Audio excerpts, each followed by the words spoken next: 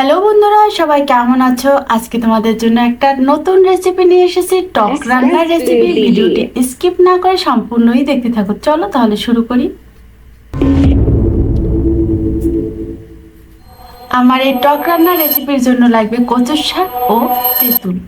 আমি তেঁতুল দিয়ে কচুর শাকের একটি টকের রেসিপি করব। ভিডিওটি স্কিপ না করে সম্পূর্ণ দেখার অনুরোধ রইল। আমি কচুর শাকটাকে সেদ্ধ করে আমি কিন্তু রেখে দিয়েছিলাম, সেদ্ধ করা ফ্রিজে ছিল, যার কারণে এখন ওটা কিন্তু চাকা বেঁধে গেছে।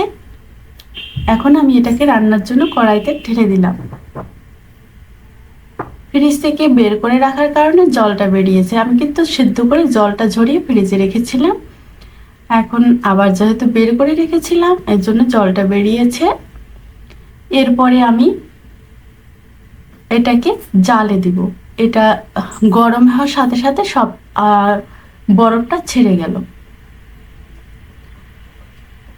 আগে থেকে সেদ্ধ করা ছিল বলে কিন্তু এতে আমার সেদ্ধ করা লাগলো না। এখন আমার জাস্ট জলটাকে টানাবো এবং মশলাগুলো দিয়ে আমি রান্না করে নেব। দিয়ে দেব হলুদের গুঁড়োটা, দিয়ে আমি আবার মিশিয়ে নিচ্ছি।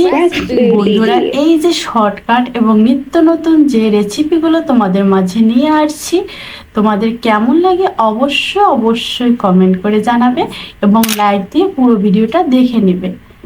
আমি সামান্য পরিমাণে চিনি দিয়ে দিয়েছি।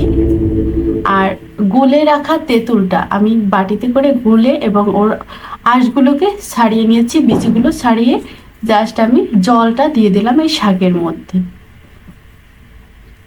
যারা একদমই নতুন আমার এই ভিডিওগুলো দেখছো, অবশ্যই কমেন্ট করে চ্যানেলটিকে সাবস্ক্রাইব করে পাশে থাকা বেল আইকন অন করে রাখবে, যাতে এই সহজ শর্টকাট টেকনিকগুলো তোমার কাছে সবার প্রথমে পৌঁছে যায় এবং তুমি নিজের কাজে লাগাতে পারো এবং নিজেও রেসিপিগুলো শিখে ট্রাই করে নিতে পারো। আমি ফোড়ন করে রেখেছিলাম সর্ষে ফোড়ন, সেটা কিন্তু আমি এখন মিশিয়ে নিয়েছি। দেখো, আমার এতে কিন্তু কোনো বেশি উপকরণ প্রয়োজন হয়নি, কিন্তু খেয়ে দেখবে। একবার যদি খাও, এভাবে টকের রেসিপি তোমাদের জিভে লেগে থাকবে। বন্ধুরা, অবশ্যই কমেন্ট করে শেষ পর্যন্ত দেখে তারপরে লাইক দিবে। আজকের মতো আমার ভিডিওটি এখানেই শেষ করতেছি। যদি ভালো লেগে থাকে অবশ্যই পাশে থাকবে। আর পরবর্তীতে তোমাদের মাঝে নতুন কোনো ভিডিও নিয়ে উপস্থিত হব। ততক্ষণ সবাই ভালো থাকবে, সুস্থ থাকবে এবং গরম গরম ভাতের সাথে পরিবেশন করবে।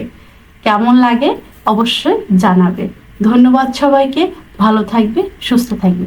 নমস্কার।